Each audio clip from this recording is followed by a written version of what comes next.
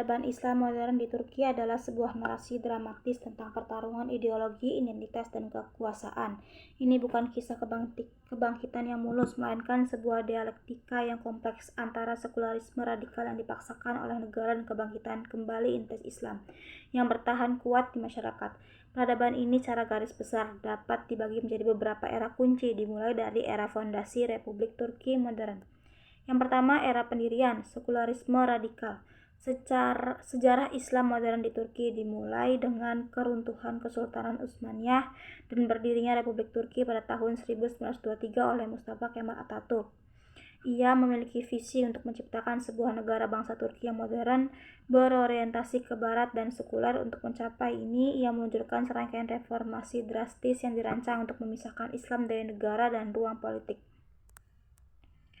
Tindakan-tindakan kunci pada era ini meliputi penghapusan kekhalifahan, penghapusan kementerian syariah digantikan oleh hukum sipil yang diadaptasi dari Eropa.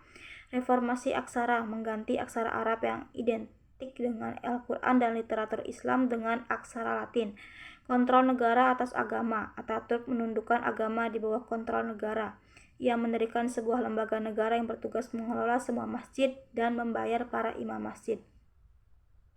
Pelarangan simbol agama, menggunakan jilbab dan peci dilarang keras di lembaga-lembaga publik, universitas, dan pemerintahan.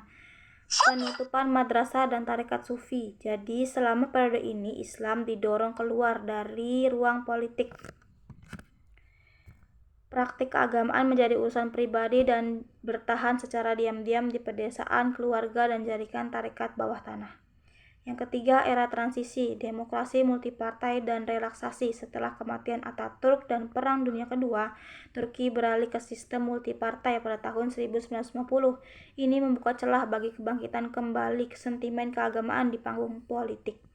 Kemunculan gerakan sosial di luar politik, gerakan-gerakan Islam sosial mulai tumbuh.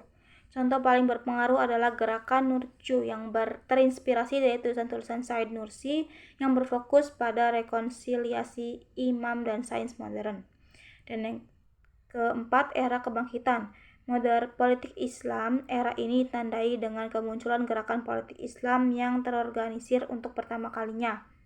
Necmettin Erbakan dikenal sebagai bapak politik Islam modern Turki. Ia meluncurkan gerakan milik Gorus. Gerakan ini secara eksplisit bersifat Islamis, anti-barat, anti-kapitalis, dan anti-menyerukan Turki untuk memimpin dunia Islam melalui industrialisasi yang mandiri dan moralitas Islam.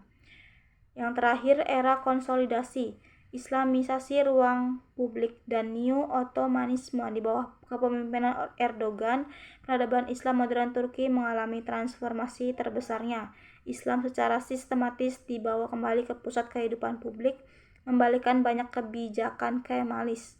Pencabutan larangan jilbab secara bertahap. AKP mencabut larangan jilbab di universitas, kemudian di parlemen, di kepolisian, dan di sebuah lembaga politik. Puncaknya adalah Hagia Sophia, langkah paling simbolis dari peradaban Islam modern di AKP, terjadi pada tahun 2020 ketika Presiden Erdogan secara resmi mengubah status Hagia Sophia dari masjid museum kembali menjadi masjid. Hagia Sophia adalah katedral Kristen Bizantium selama 900 tahun, kemudian menjadi Masjid Agung Utsmaniyah selama hampir 500 tahun. Pada tahun 1934, Atatürk mengubahnya menjadi museum sebagai simbol sekularisme dan keterbukaan Turki pada dunia. Pengembalian fungsinya menjadi masjid adalah puncak dari narasi kebangkitan Islam di Turki. Ini adalah pernyataan tegas bahwa era dominasi sekularisme Kemalis telah berakhir dan identitas Islam kini kembali ke inti peradaban Turki. Sejarah Turki yang luar biasa ini memberikan 3 pelajaran penting. Yang pertama, identitas tidak bisa dipaksa atau dihilangkan. Yang kedua, pentingnya keseimbangan dan jalan tengah. Sejarah Turki adalah sejarah yang berayun dari satu ekstrem ke ekstrem lain dan kini berayun kembali.